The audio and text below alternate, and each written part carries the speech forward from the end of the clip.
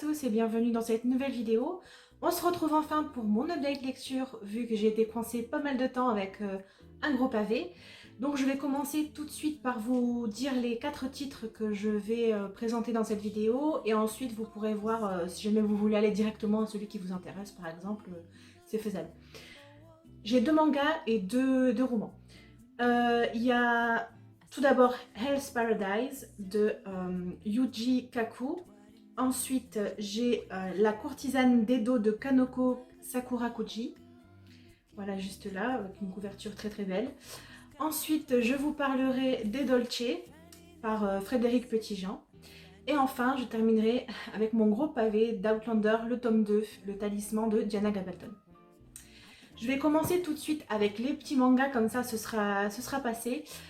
Sachant que ce sont tous les deux des tomes 1, donc c'est très introductif, je vais essayer de pas trop en dire non plus, mais comme vous le savez, en général sur le dos de la couverture, enfin sur le dos du livre plutôt, on sait déjà tout ce qui va un peu se passer dans l'histoire, au moins sur le premier tome. Donc je vais commencer avec Hell's Paradise de Yuji Kaku. Alors je l'avais trouvé en librairie d'occasion, je pense que j'en ai qu'un de celui-là, je ne savais pas si j'allais accrocher ou pas, mais... en fait, j'ai bien kiffé, donc pourquoi pas essayer de trouver la suite en occasion.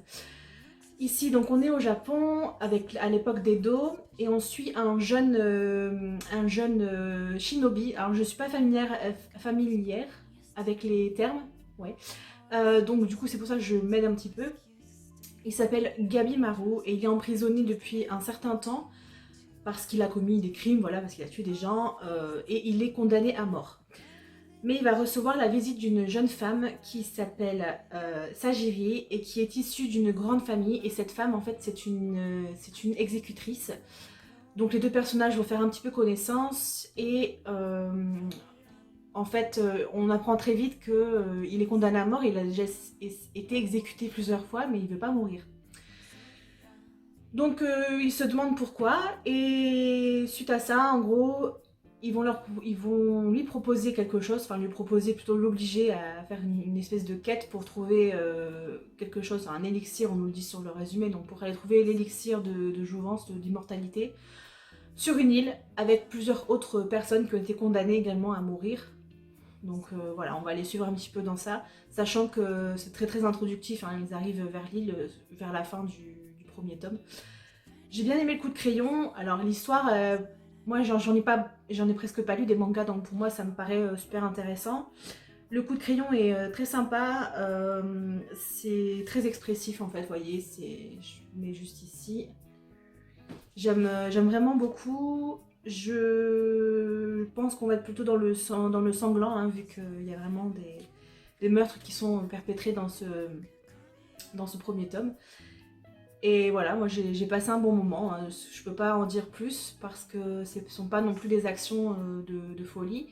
Mais j'aime bien, voilà, que c'est un peu, c'est un peu violent, c'est, voilà, je peux pas vous dire, exactement plus sur la question parce que c'est que le premier tome pour le moment, mais j'ai bien accroché à l'histoire et j'ai envie de lire la suite. Voilà, je vais passer au suivant, sinon on va pas avancer.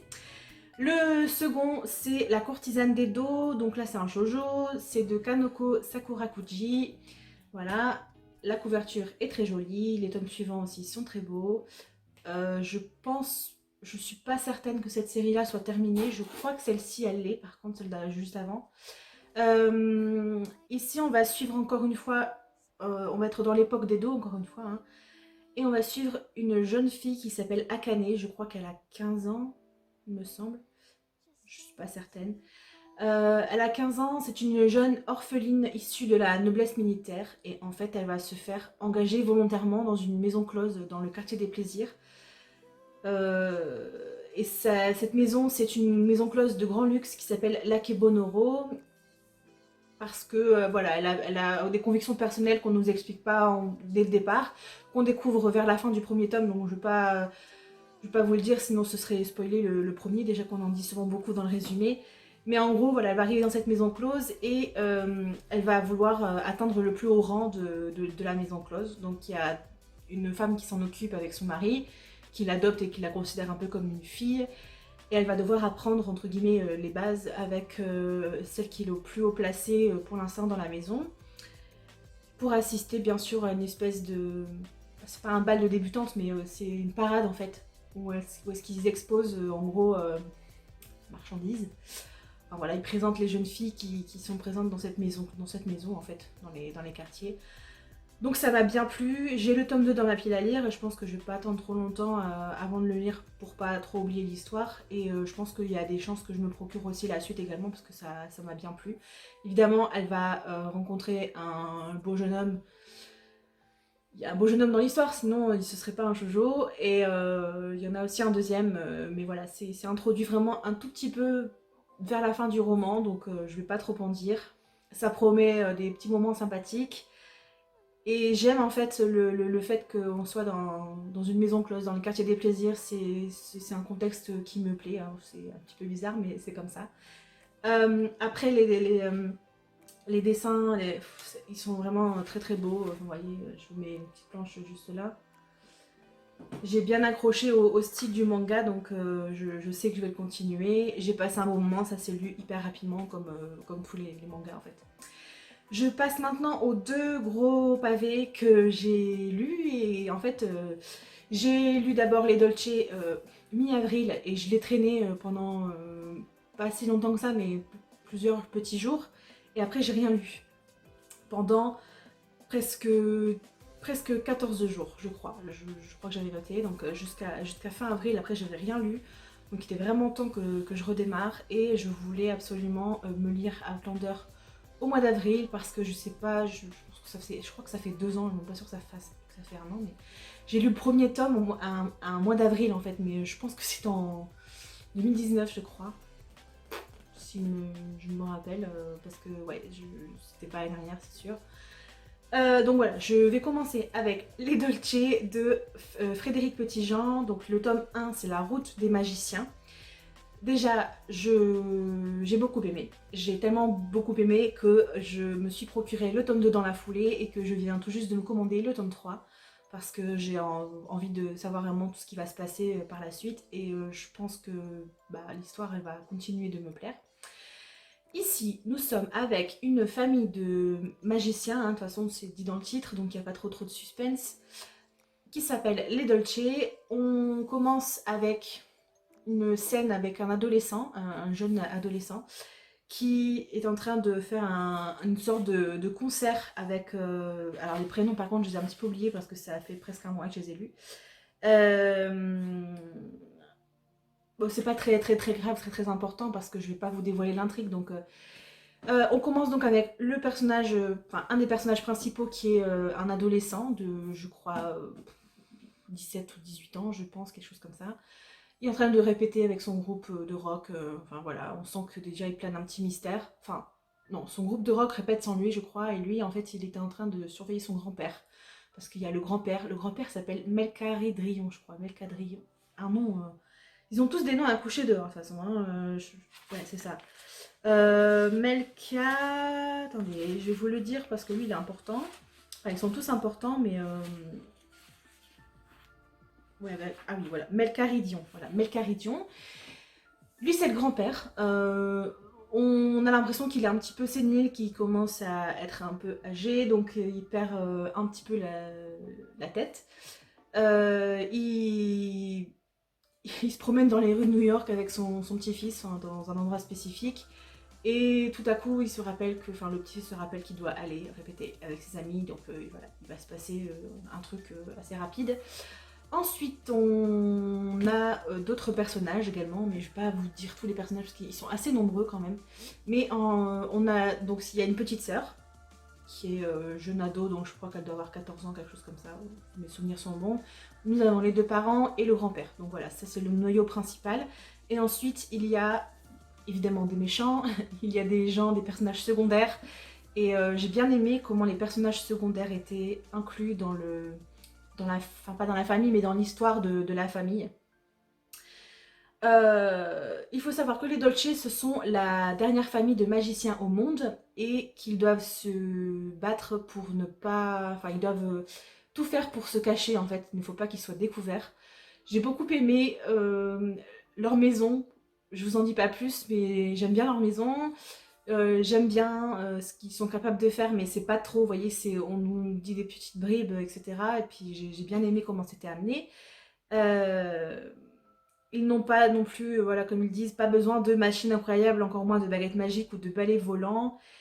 Mais en fait, ce qu'il y a, c'est qu'ils utilisent une grosse capacité de leur cerveau, parce que je pense qu'on nous dit que le cerveau humain, il utilise, je sais plus combien de pourcents, je crois que c'est 5% de ses capacités. Enfin, et là, en fait, les capacités de leur cerveau, ils les utilisent vraiment beaucoup plus que les simples humains, ce qui leur permet de faire des choses assez incroyables.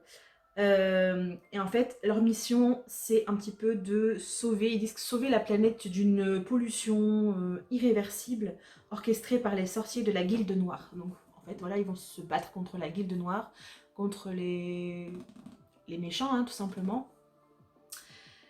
J'aime le fait qu'on nous parle assez rapidement aussi de ce qui va se passer. Enfin, on nous laisse des petites bribes, des petites infos sur ce qu'il peut y avoir dans les tomes suivants.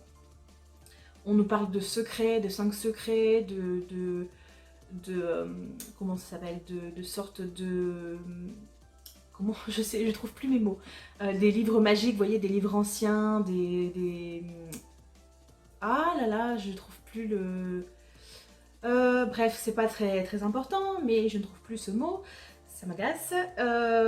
Ils doivent protéger des sortes d'artefacts, hein, vous voyez, tout est assez bien amené, je trouve. Les deux adolescents sont parfois peut-être un petit peu agaçants, surtout la jeune, mais bon, ouais, voilà, elle est jeune, hein. Surtout qu'elle n'a pas encore été décoiffée. Alors ça, c'est un terme qui m'a fait un petit peu sourire, enfin ça m'a fait sourire, je me suis pas moquée, mais voilà, j'ai bien aimé. En gros, ils ne peuvent acquérir leur pouvoir que s'ils ont été décoiffés. Alors c'est une sorte de cérémonie pour que le sorcier reçoive le magicien, pardon, reçoive ses pouvoirs. Donc voilà, il y a tout un petit rituel qui est mis en place et tout un truc avec les cheveux. Enfin, si vous le lisez, vous allez comprendre et j'ai trouvé ça super sympa. Il y a pas non plus, ouais, il y a quelques actions, mais pas. Il y a beaucoup de petits points. En fait, on se dit, ouais, ça a l'air un petit peu inutile, mais en fait, on se rend compte qu'à la fin de l'histoire, ça a son importance. Et mis à part la grosse scène finale qui était très bien, enfin qui bougeait pas mal, c'était pas non plus le truc où ils se battent toutes les 5 minutes, hein, vous voyez. Donc de toute façon c'est publié chez PKJ, donc voilà, ça reste pour ados, enfants, young adultes, je sais pas trop, mais c'est pas considéré comme pour les adultes, on va dire. Donc c'est assez facile à suivre en fait. Même si au début il faut se faire à tous les prénoms parce que ils sont un peu Mélidia, oui, il y a Mélidiane, c'est la maman, Melkadri Dirion, c'est le grand-père. Après il y a les prénoms des meilleurs amis. Vous voyez, faut pas s'embrouiller au départ, mais une fois qu'on est lancé, voilà, j'ai passé les 50-80 premières pages. Après ça va tout seul. Je n'ai pas m'éternisé plus longtemps sur ce titre. Comme d'habitude, de toute façon, je vous mets toujours en barre d'informations les liens vers mes avis écrits. Peut-être qu'il y a peut-être qu'il y a des éléments que je n'ai pas dit là en vidéo, dont je ne me rappelle plus. Vous pourrez aussi avoir accès à d'autres avis, voir le résumé complet du livre, etc. etc. Donc n'hésitez pas. Et si vous l'avez lu, si vous en avez lu parmi ceux que j'ai cités, vous me le dites en commentaire si vous voulez en parler, si vous avez un personnage que vous appréciez beaucoup ou un autre que vous n'aimez pas du tout, voilà, vous me le dites en commentaire. Je passe enfin au tome 2 de Outlander par Diana Gabaldon. Alors, si vous avez regardé mon avis sur le premier tome, je vous mets le lien juste ici en petit i. J'avais fait carrément une vidéo dédiée sur le premier tome et sur la première saison d'Outlander qui est visible sur Netflix. J'ai découvert d'abord la série Netflix. Ensuite, quand j'ai vu que c'était adapté d'un roman, je me suis dit que j'allais lire les romans. Mais le problème, c'est que j'ai tellement accroché que j'ai lutté pendant des mois, une année, 2 années, et en fait j'ai craqué. Ça y est, j'ai enfin vu toutes les saisons pour l'instant tournées, donc jusqu'à la saison 5. Mais je n'ai lu que les 2 premiers tomes, donc voilà. Sachant qu'ils vont tourner la saison 6 et 7, ça c'est sûr. Mais avec tout ce qui s'est passé dernièrement au niveau de la crise sanitaire, c'est un petit peu plus compliqué à mettre en place, je pense. Donc ça sera pas pour tout de suite, la suite sur Netflix. Ça va tourner, mais ce sera pas pour demain, quoi. Donc peut-être que j'aurai le temps d'avancer un petit peu dans mes lectures. Mais vous voyez, quand vous avez des gros bébés comme ça, donc là moi j'ai les éditions de chez J'ai lu. Celui-ci fait 950 pages et ceux d'après il dépasse les 1000 pages. Donc voilà, peut-être que j'essaierai d'intercaler des lectures entre temps parce que du coup ça me bloque et si je le traîne sur une dizaine de jours, vous voyez, j'aurais pu lire d'autres choses entre temps et voilà. Alors, pour ceux qui ne connaissent pas trop l'histoire, je vais faire un résumé très très rapide du premier tome. En fait, on va suivre une jeune femme qui s'appelle Claire, qui était en lune de miel avec son mari Frank. Ils vont en Écosse. Elle va sur un site avec des pierres, des grandes pierres qui s'appellent Craig Nadoun et en fait elle va toucher une pierre et elle va être propulsée 200 ans en arrière, toujours en Écosse, à l'époque des Highlanders, donc en 1743, parce qu'en fait elle arrive en 45 je crois ou en 46, c'est 2 ans, en fait c'est 202 ans avant.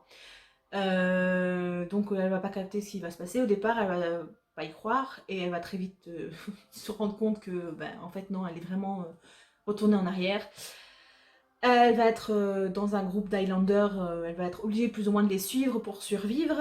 Et à partir de là, il va se passer pas mal de choses. Ils vont essayer d'intervenir dans la révolte jacobite de l'époque. Elle sait plus ou moins ce qui advient des clans, puisque évidemment, les livres d'histoire parlent d'eux-mêmes. Et voilà, elle rencontre le beau Jamie, et elle est obligée de se marier avec lui, donc c'est pas un spoil parce que c'est vite, c'est dans les premiers chapitres en fait, enfin c'est très vite dit. Pareil sur Netflix, je crois que l'épisode du mariage doit être le 6 je crois, je sais plus trop, enfin c'est assez rapide. Et donc en fait voilà, elle tombe amoureuse d'un autre homme et du coup elle est déchirée entre son mari qui est en 1945 et son actuel nouveau mari. Et il va leur arriver plein de choses, ils vont aller dans plein d'endroits différents. Et c'est tout, je ne vais pas vous en dire plus pour le premier tome. Du coup, si vous voulez pas être spoilé, parce que forcément pour expliquer un tout petit peu ce qui va se passer dans le tome 2, je vais être obligée d'un petit peu spoiler sans trop en dire. Je vous mettrai ici le temps pour aller à la fin de la vidéo, pour que je vous dise juste ce que j'en ai pensé sans dévoiler les éléments. Voilà, je vous mets juste là. Pour ceux qui veulent continuer, ben, vous pouvez rester avec moi. Ici, on commence... Alors, sachant que j'ai déjà vu toutes les saisons, donc je sais ce qu'il allait se passer. Dans le premier tome, j'avais dit que ça c'était assez fidèle. Le premier tome correspondait vraiment bien à la première saison sur Netflix. Là, c'est un petit peu différent parce que oui, il y a quelques petites scènes que je me remémore, que je sais qu'elles figurent. Peut-être une dans la première saison, d'autres scènes du tome en livre figurent dans la saison 3. Vous voyez, c'est un petit mix. Je sais qu'après, ça s'est passé comme ça. Il y a eu des événements qui étaient parfois mis avant ou après par rapport au livre. Donc, il y a des fois où j'étais un petit peu perturbée, mais c'est normal. Quand on a vraiment la série télévisée dans la tête, c'est un petit peu compliqué. On est au tout départ. Bon, si vous êtes ici, c'est que vous vous en fichez d'être un petit peu spoilé, hein, donc on est bien d'accord. Au départ, on est dans les années 60, en 68 exactement. On découvre donc Claire presque plus de 20 ans après son âge dans le premier tome. On découvre qu'elle a une fille qui s'appelle Brianna. Enfin, Brianna, mais Brianna, voilà. Elle va être amenée à retourner en Écosse parce qu'il y a un personnage du tome 1 qui est mort, mais de vieillesse, hein, donc c'est pas un gros spoil. C'est un des révérends qui a je crois que c'était un curé, un pasteur, je sais plus, qui l'avait hébergé en fait, qui connaissait aussi son mari Frank, enfin voilà. Donc en gros, elle va aller lui rendre hommage et elle va tomber sur Roger Mackenzie, donc Roger, qui était un tout petit enfant quand elle l'a croisé. Parce que c'était le fils que le père avait adopté. Enfin, c'est un père de Dieu, vous voyez, c'est un... Je vais pas essayer de trop m'attarder sur des petits détails comme ça sans importance, parce que sinon demain il y a encore. Donc bref, elle retrouve ce fameux garçon, ce jeune homme, donc elle est contente de le revoir. Lui, au début, il est un petit peu perturbé. Après, quand elle lui dit Randall, je me dis Claire Randall. Ah oui, vous êtes la femme de Frank, machin. Voilà, il y a tout ça qui va se passer. Et en gros, elle va comprendre certaines choses et elle va devoir dévoiler certaines choses. Et donc elle va entamer son récit à sa fille et aussi à Roger. Et donc là, en fait, on est replongé à l'époque, donc à la suite du tome 1, en fait, parce que l'histoire a continué, hein, évidemment. Donc on retrouve Jamie, on retrouve les landes des Highlands, on retrouve les personnages secondaires. Je pense que je sais plus si on parle de Gaylis là-dedans. Je pense pas qu'on en parle vraiment beaucoup, donc mais il y a toujours les mêmes, hein, Dougal, Murta, Angus, Jamie évidemment, et de nouveaux personnages secondaires. Comme vous le voyez sur la couverture, moi, c'est tiré du show Netflix. Mais ils vont être amenés à se rendre en France, toujours plus ou moins par rapport à la révolte jacobite, par rapport aux Bonnie Prince qui veulent le faire remonter sur le trône ou pas, ils ne savent pas trop. Dans ce second tome, on ne sait pas trop au départ si Jack Randall est toujours vivant ou non, donc on le découvre au fur et à mesure de la lecture.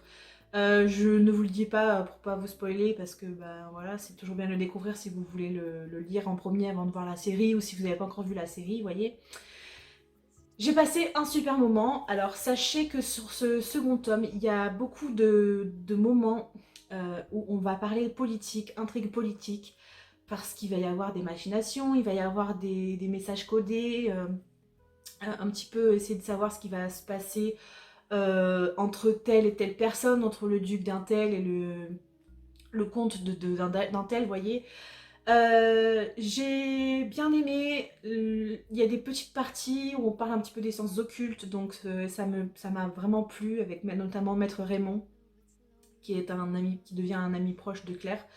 Euh, Toutes ces petites choses autour de la Dame Blanche, enfin vous voyez, voilà, si vous avez lu, vous savez de quoi je veux parler, sinon vous le verrez par vous-même si ça vous intéresse. Et j'ai vraiment aimé cette atmosphère. Alors moi qui ne suis pas trop non plus très portée sur l'histoire et la politique, etc. Là, ça passe, même s'il y avait quelques petites longueurs. J'avoue qu'il y avait peut-être quelques petites longueurs. Mais après, dans la saison 2, en série télé, c'est pareil. Hein. Il y a eu des épisodes que j'ai un petit peu moins appréciés parce que je trouvais ça... ça m'intéressait un petit peu moins, en fait, à certains instants. Disons que l'accent, il va être beaucoup plus mis sur les intrigues politiques et sur le côté historique que sur l'histoire d'amour en fait entre Claire et Jamie, parce que maintenant voilà, ils sont ensemble, ils sont mariés, tout va bien quoi, enfin tout va bien. Façon de parler, si vous, voilà, encore une fois, si vous avez lu, vous avez vu, vous savez de quoi je veux parler. Tout va presque bien. Que dire de plus? J'ai bien aimé les personnages secondaires, comme alors, je sais plus son nom, hein, il y en a une notamment qui fait partie de la cour du roi, qui est assez frivole, assez libérée, un peu libertine, vous voyez, son personnage m'a bien plu. On comprend plein de choses aussi dans ce roman, on se dit qu'il y a des choses qui sont liées entre elles, c'est super intéressant. Euh, Après, si j'avais des petits bémols à dire, c'est que bon, bah, comme dans le premier tome aussi, il y a des petits clichés, donc bon, bah, ça, malheureusement, on peut pas trop y faire grand-chose. Sachant qu'en plus, cette série, elle est assez vieille, hein, parce qu'elle a été écrite à la fin des années 90, je crois. Hein, si mes souvenirs sont bons, j'étais retombée ouais, sur la date du premier roman qui avait été écrit. Et à la base, elle les avait, ouais, non, début des années 90. 92, elle a écrit les traductions françaises en 96. Donc vous voyez, on n'avait pas les mêmes... comment les esprits étaient peut-être un peu moins ouverts que maintenant et les préjugés étaient peut-être encore plus forts qu'à l'heure actuelle, je pense. Donc ça, c'est quelque chose dont il faut être conscient. Oui, dans ce roman, on va encore parler de viol plusieurs fois. Plusieurs fois ou... Non, quand même beaucoup moins que dans le premier. Hein, mais il y en a quand même une fois ou deux où on mentionne. Oui, d'ailleurs, il y a des scènes... bon, voilà, la saison 2, il y a toute une grosse partie que faut vraiment être s'accrocher parce que c'est des choses un peu compliquées. Il y a des moments où j'étais en larmes, évidemment, comme dans le show télé, parce que bah, il arrive des choses à nos personnages principaux et je ne peux pas ne pas réagir à ça. Ensuite, alors, La deuxième partie du roman, enfin, il est en plusieurs parties, mais vers la dernière partie du roman, en fait, il retourne en Écosse. Et ça m'a beaucoup plus plu, évidemment, parce que les décors... Enfin, moi, j'ai préféré l'ambiance Écosse, l'ambiance clan des Highlands, etc., que l'ambiance royauté française, vous voyez, en plus, les gros clichés... les Parisiens, enfin les Parisiens oui c'est à Paris donc les Français puent, voilà, ce genre de truc quoi.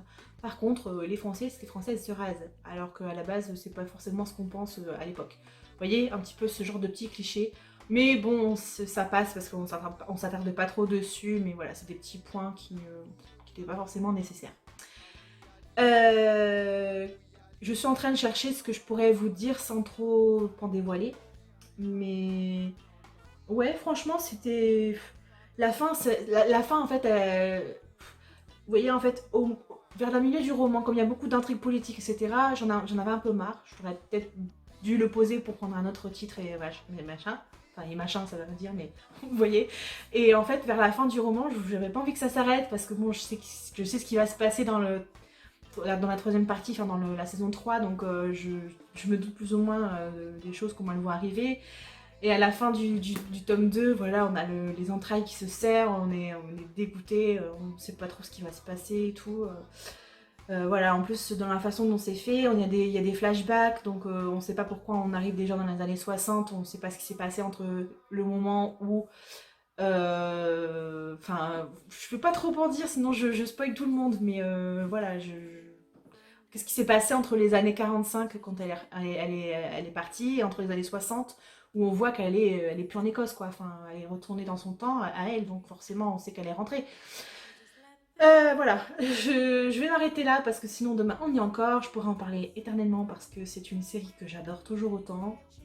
Je pense, alors, dernière petite chose, ouais, je pense me les procurer en VO parce que très franchement, comme j'ai regardé les 5 saisons sur Netflix en VO, j'ai tous les accents, j'ai toutes les expressions, tous les mots, etc. Et c'est pas pareil en français en fait. Je sais pas, j'apprécie pas de la même manière. Surtout, enfin surtout pour des petites expressions que Claire elle peut dire par exemple quand elle jure, voilà, Jesus Roosevelt Christ, quand elle nous sort voilà, des petites expressions. Des fois c'est traduit, les traductions, ouais voilà, la traduction quand on traduit quelque chose par mouais. Mouais en 1700 et quelques, enfin vous voyez c'est un petit peu bizarre, j'ai du mal à me dire que ce langage-là était possible, mouais, je sais pas, c'est bizarre. C'est que des petits détails, mais pour moi ça veut dire beaucoup. Donc peut-être que je me procurerai par la suite les tomes en VO pour les relire ou pour continuer ma lecture, mais ce qui est sûr c'est que je vais me faire la collection complète. Je me suis rendu compte que le premier tome c'était une tranche blanche, donc voilà, ils ont fait une tranche colorée vu qu'ils ont mis les couvertures Netflix, mais c'est disposé différemment. Alors on aime, on n'aime pas, moi j'aime bien parce que ça me rappelle le show, donc voilà, j'ai bien aimé, après c'est une question de goût personnel. En revanche, les éditions anglaises sont pas top, enfin elles sont certaines en hardback, mais elles sont pas folichonnes quoi, voilà. C'est tout. Je vous reprends ici pour ceux qui veulent savoir mon avis global. J'ai passé un très bon moment, malgré quelques petites longueurs sur les intrigues politiques, mais sinon j'ai toujours autant de plaisir à retrouver les deux personnages principaux qui sont Claire et Jamie dans leurs escapades, dans leurs aventures. Il se passe énormément de choses, on change énormément d'endroits. Il y a beaucoup de flashbacks, il y a beaucoup de moments où on a mal au bide, où on croise les doigts, où on est vénère, où on pleure, où on rit un peu parfois aussi, et où on lève les yeux au ciel, ça beaucoup. Mais voilà, dans l'ensemble, j'ai encore passé un très très bon moment de lecture avec ce tome 2.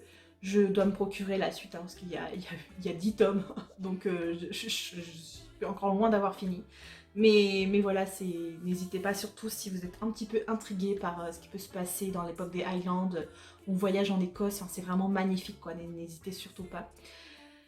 Je m'arrête là, j'ai bien assez papoté, je vais peut-être vous préparer une seconde vidéo juste à la suite, comme ça j'en aurai sous le coude. À chaque fois je choisis les jours les plus pourris pour vous filmer, mais bon apparemment on a une semaine de mauvais temps donc bah, j'ai pas trop le choix sinon j'avancerai pas dans mes vidéos. Je vous dis à très vite, à très bientôt dans une prochaine vidéo. N'hésitez pas à me laisser un petit commentaire si ça vous fait plaisir. Et à vous abonner si ce n'est pas encore fait, comme ça vous pourrez suivre un petit peu mon évolution. Pourquoi pas activer la petite cloche de notification, comme ça dès qu'il y a une vidéo qui sort, si vous aimez bien ma tête et ce que je dis, ça peut, voilà, moi vous serez prévenu de quand je posterai une vidéo.